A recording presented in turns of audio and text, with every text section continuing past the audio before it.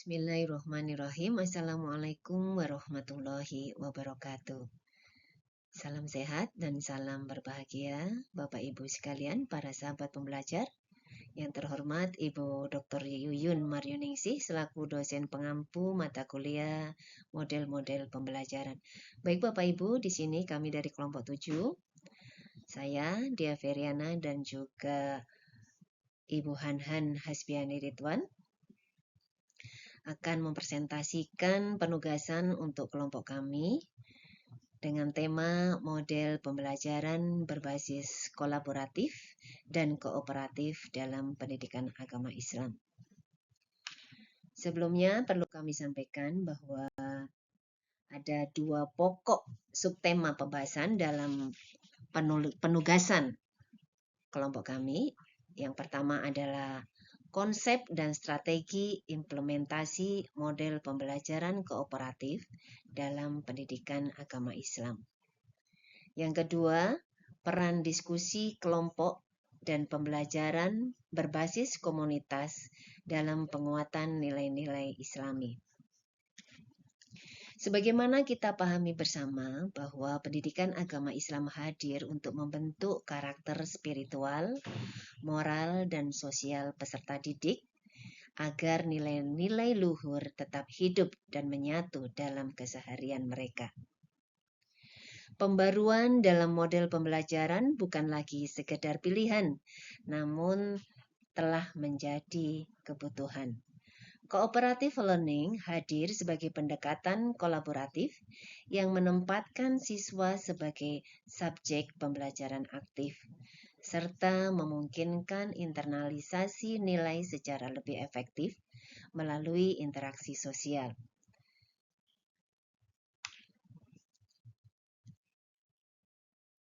Di sini bisa kita pahami sebelum kita memasuki pokok pembahasan, ada konsep-konsep dasar mengenai pembelajaran kolaboratif dan kooperatif, pendapat dari beberapa ahli, baik itu Panis dan juga Berufi, yang membedakan model pembelajaran kooperatif dan kolaboratif.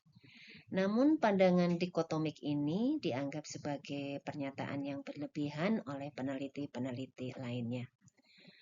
Oleh Rookwood, beliau menggambarkan secara lebih praktis untuk 2 model pembelajaran ini.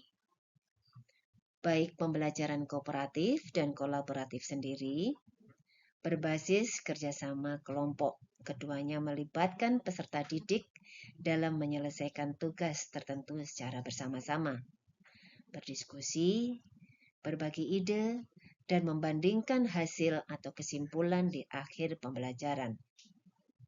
Singkatnya, pembelajaran kolaboratif cenderung lebih terbuka dan reflektif, sementara pembelajaran kooperatif lebih sistematis dan terorganisir.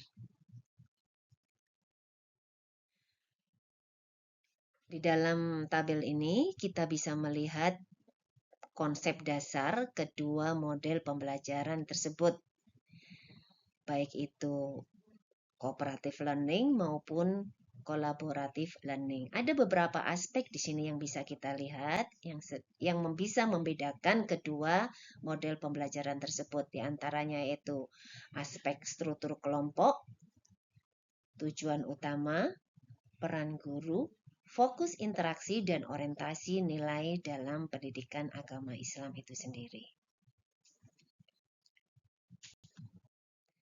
Selanjutnya yang perlu kita pahami yaitu tentang teori cooperative learning, di mana model pembelajaran kooperatif dibangun atas prinsip bahwa belajar adalah aktivitas sosial yang menuntut interaksi, saling ketergantungan, dan tanggung jawab antar individu dalam kelompok. Johnson menyebutkan ada 5 elemen dalam cooperative learning. Yang pertama yaitu positive interdependence, yang berarti ketergantungan positif, di mana setiap anggota kelompok memiliki kontribusi penting yang saling membutuhkan untuk mencapai tujuan bersama. Berikutnya yaitu individual accountability, tanggung jawab individu di mana setiap siswa bertanggung jawab atas pemahaman dan kinerja pribadinya di dalam kelompok. Yang ketiga adalah face-to-face promotive interaction. Interaksi tatap muka yang mendorong siswa saling membantu dan memotivasi satu sama lain. Yang keempat, interpersonal and small group skills, yaitu keterampilan sosial seperti kepemimpinan, pengambilan keputusan, serta komunikasi.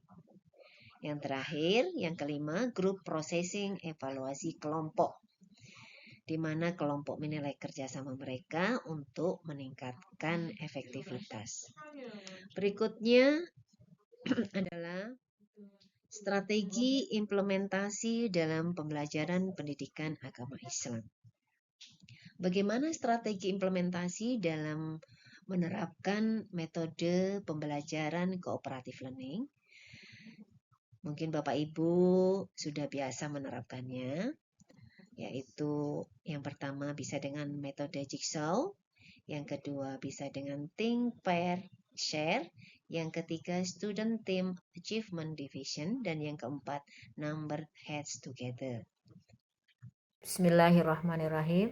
Baik, terima kasih kepada Ibu Diah yang telah memberikan kesempatan kepada saya untuk melanjutkan presentasi kali ini, yaitu peran diskusi kelompok dan pembelajaran berbasis komunitas dalam penguatan nilai Islami. Memberi ruang untuk berpikir kritis, menumbuhkan sikap toleransi dan menghargai perbedaan, mengembangkan keterampilan komunikasi dengan adab yang baik, menanamkan nilai tanggung jawab kolektif, menjadi sarana internalisasi nilai dalam konteks sosial dalam menganalisis materi ajar keagamaan, mengevaluasi dalil dan menghubungkan dengan fenomena kehidupan, menghubungkan teori dengan praktik nyata, menumbuhkan kepedulian sosial dan empati, menjadikan nilai Islam sebagai penggerak aksi sosial, meningkatkan rasa tanggung jawab terhadap lingkungan sosial, mendorong kolaborasi antara sekolah dan masyarakat. Untuk kesimpulannya, yaitu yang pertama, model pembelajaran kolaboratif dan kooperatif merupakan pendekatan yang strategis dan relevan dalam memperkuat efektivitas pembelajaran pendidikan agama Islam di era modern. Penggunaan strategi cooperative learning mampu menciptakan suasana belajar yang interaktif, menumbuhkan rasa tanggung jawab bersama, dan menanamkan nilai-nilai keislaman secara kontekstual. Yang kedua, diskusi kelompok dan pembelajaran berbasis komunitas turut berperan penting dalam proses internalisasi nilai-nilai Islami. Kegiatan pembelajaran yang melibatkan kerjasama dan aksi nyata di masyarakat memungkinkan siswa tidak hanya memahami ajaran Islam secara teoritis, tetapi juga mengamalkannya secara praktis dalam kehidupan sehari-hari.